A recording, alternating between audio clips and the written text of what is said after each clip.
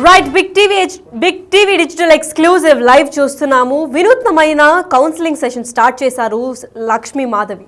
అసలు లక్ష్మీ మాధవి ఎందుకు వింత రకమైన కౌన్సిలింగ్ ప్రయత్నించారంటే డ్రంక్ అండ్ డ్రైవ్ లో తనిఖీలో పోలీసులు వినూత్న కౌన్సిలింగ్ స్టార్ట్ చేశారు. అసలు కౌన్సిలింగ్ స్టార్ట్ చేయడానికి కారణం ఏంటి?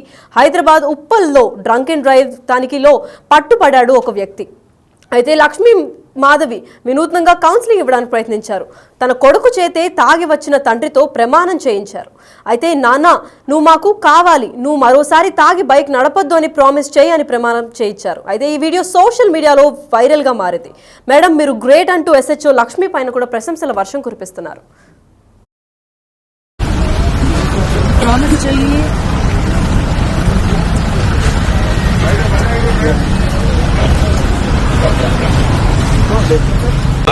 పంపించిన లైవ్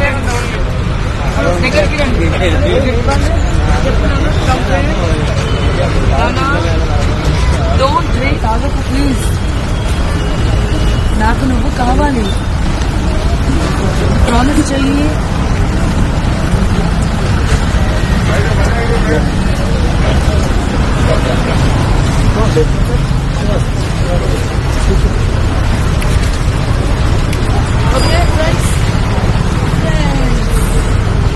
అటుపడు ఆపి ఆపి, అటుపడు ఆపి ఆపి, వచ్చుడు ఆపి ఆపి. ఓకే, పంపించిన లైవ్.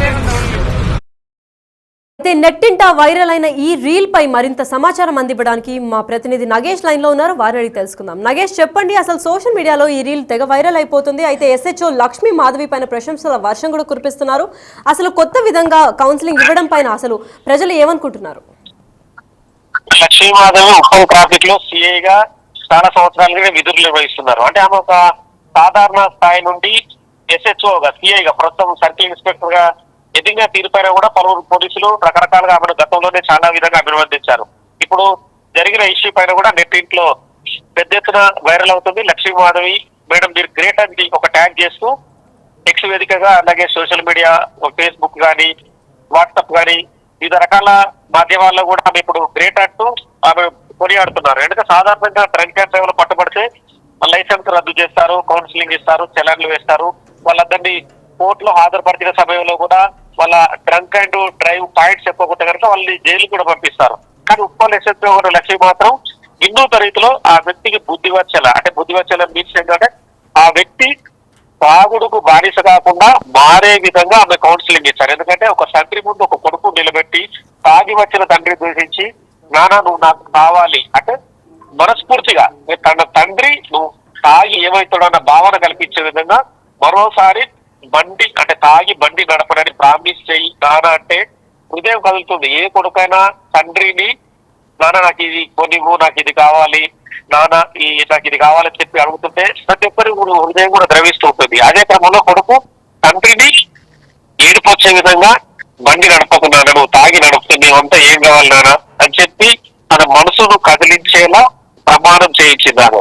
సో గ్రేట్ ఇది. ఎందుకంటే అలాంటి విషయాలు చాలా మంది పోలీసు అధికారులు మాకెందుకు ఆడుకుంటారు. డ్రంక్ అండ్ డ్రైవ్ లో పట్టుబడ్డప్పుడు చాలా మంది కూడా రోడ్ల మీద వాళ్ళకి డ్రంక్ అండ్ డ్రైవ్ మిషన్ పెట్టి టెస్ట్ చేసి వాళ్ళని ఏదైతే రిసిప్ట్ ఇచ్చేసి వాళ్ళకి వాళ్ళ బండి లాక్కొని తదుపరి పోలీస్ స్టేషన్ కు తీసుకెళ్లి తర్వాత జడ్జి ముందు ఆధారపరుస్తుంటారు. కానీ చాలా మంది ఏంటంటే ఇలాంటి ఇష్యూస్ జరిగినప్పుడు జడ్జి రకరకాలుగా శిక్షలు వేస్తుంటాడు. కొంతమందిని పోలీస్ స్టేషన్ కి వెళ్ళి రిసెప్షన్ లో కూర్చొని జనాల బాధని వినమంటారు. ఈ మధ్య జూబ్లీస్ పోలీస్ స్టేషన్ లో కూడా ఒక గంట యువకుల గంటని కూడా 15 రోజుల పాటు ఎవ్రీడే ఒక 1 అవర్ స్టేషన్ రిసెప్షన్ లో కూర్చొని వచ్చే జనాల బాధలను విని రాసుకొని అవన్నీ కోర్టుకు చెప్పమని చెప్పారు. మన మీడియా వాళ్ళు వెళ్ళి కవర్ చేసినప్పుడు కూడా వాళ్ళు పారిపోయిన పరిస్థితి. కొంతమందిని జంక్షన్లలో చౌరస్తాలో నిలబెట్టి అంటే తాగి బండి నడపకండి అని చెప్పి వాళ్ళకు ప్లాకార్డులు ఇచ్చి సోది తీసుకుంటారు. సో ఇట్లా రకరకాలుగా కొంతమందికి ఎక్కువ పాయింట్స్ చేస్తే కనుక జైలు శిక్ష వేస్తున్న క్రమం. అంటే రకరకాలుగా వాళ్ళకి కౌన్సిలింగ్ లో కొంతమంది గోషమాలు ట్రాఫిక్ కౌన్సిలింగ్ సెంటర్ పిలిచి రకరకాలుగా వాళ్ళ ఫ్యామిలీని పిలుస్తారు. తాగుతూ ఏం జరుగుతుంది, ఎన్ని అనర్థాలు వస్తాయి, చనిపోతారు అని చెప్తుంటారు. కానీ తన ముందే తాగి వచ్చిన తండ్రిని ఆ తండ్రి ఎదురుగా కొడుకును పెట్టి ప్రాణి చేయడం అనేది ఇప్పుడు నెట్టింట్లో పెద్ద ఎత్తున వైరల్ అవుతుంది. ఈ వీడియో చూసి కూడా పలువురు మీరు మేడం మీరు గ్రేట్ అని చెప్పి వాళ్ళు అభినందిస్తున్నారు. ఎందుకంటే శిక్షణ అనేది రకరకాలుగా వేయచ్చు, చట్ట ప్రకారం అన్ని రకాలుగా చేయొచ్చు, న్యాయస్థానం భూములు ఇవ్వచ్చు, ఆ వ్యక్తిని రకరకాలుగా ఇది కూడా చేయొచ్చు. కానీ ఏంటంటే మానవత్వం కదిలించేలా, ఒక తండ్రికి ఒక కొడుక్కి ఉన్న రిలేషన్షిప్ ని ఎత్తి చూపేలా, తండ్రి నాన్న నువ్వు బండి నడిస్తే మా పరిస్థితి అగంభయ గోచరంగా తయారవుతుంది, నువ్వు తాగి నడిస్తే నువ్వు కాలో చెయ్యి విరిగినా ఇంకేదో జరిగినా కూడా మేమందరం రోడ్డు పాలవుతాం, మా చదువులు ఏమైతే నాన్న, మా భవిష్యత్తు ఏమవుతుంది, మేమంతా ఏం కావాలని చెప్పి మాటలు అడిగిన తీరు ప్రతి ఒక్కరిని కదిలించింది. అంటే హృదయాన్ని కదిలించే సంఘటనలు కొన్ని కొన్ని చూస్తుంటాం. అందులో ఇదొకటి, ఈ సంఘటన కూడా ఇదొకటి కూడా మనం భావించవచ్చు. ఎందుకంటే చాలా మంది ఒక వ్యక్తి ఎదగాలన్నా చాలా మంది ఓర్వలేని వాళ్ళు ఉంటారు, రకరకాల ఇష్యూస్ సమాజంలో కొనసాగుతుంటాయి. కానీ ఒక కుటుంబం బాగుపడాలన్న తపనని లక్ష్మీమాధవి ఇష్యూలో మనం చూడొచ్చు. లక్ష్మీమాధవి చేసిన ఈ పని ఏదైతే ఉందో ద గ్రేట్ మేడం అన్న ఆ ఇష్యూని కూడా ఆమె అందుకుంటుంది. వాళ్ళ కమిషనర్ రాచకొండ కమిషనర్ సుధీర్ బాబు కూడా ఆమెను పిలిచి అభినందించారు. ఇలాంటివి మరిన్ని రెగ్యులర్ గా చేస్తూ ప్రోత్సాహం అందించే విధంగా, ప్రజలలో చైతన్యం కలిగించే విధంగా పోలీసులు ఉండాలనే భావనని మాత్రం లక్ష్మీమాధవి తన చేతుల్లో చూపించిందని చెప్పొచ్చు. మరి లైసెన్స్ అంటే ఇప్పుడు డ్రంక్ అండ్ డ్రైవ్ చేసిన వాళ్ళని లైసెన్స్ క్యాన్సిల్ చేస్తారు, లేదంటే యూజువల్గా చూసుకున్నట్లయితే కౌన్సిలింగ్ ఇస్తారు, లేదంటే స్టేషన్కి వెళ్ళి ఒక రోజంతా కూర్చోబెట్టుకున్నాక కౌన్సిలింగ్ తర్వాత ఎండ్ చేసేస్తారు. అయితే ఇప్పటికీ మార్పు రాని డ్రంక్ అండ్ డ్రైవ్ చేసే డ్రైవర్లలో ఇప్పుడు ఇలాంటి చేసే కౌన్సిలింగ్, స్పెషల్ కౌన్సిలింగ్ ద్వారా ఏమైనా మార్పు వస్తుంది అని అనుకోవచ్చా?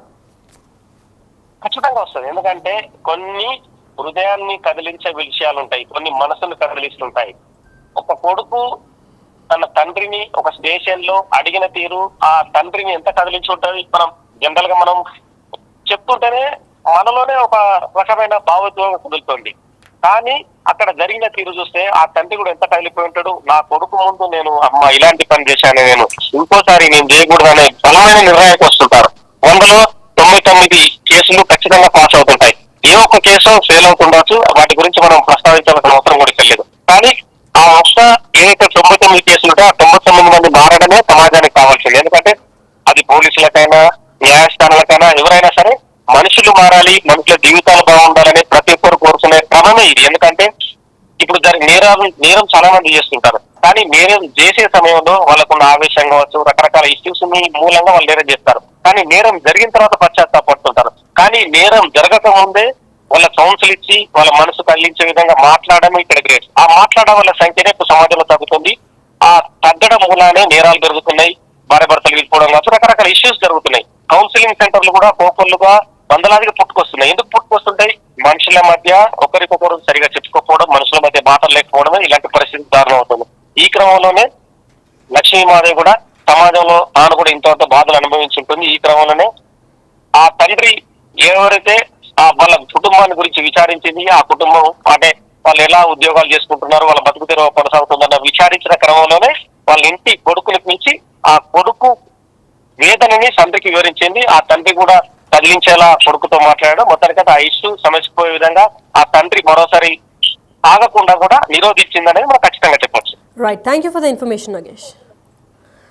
రైట్, అయితే ఈ ఘటన పైన అందరూ ప్రశంసల వర్షాలు కురిపిస్తున్నారు. ఎస్హెచ్ఓ లక్ష్మీ మాధవి కరెక్ట్గానే చేసింది అంటున్నారు.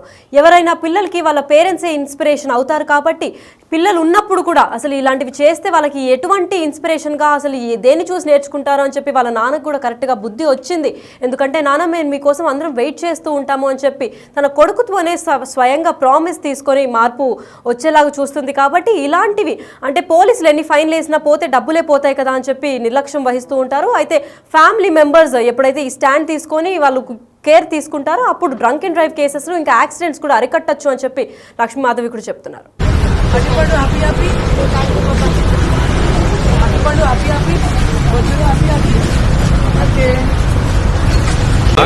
పంపించిన లైన్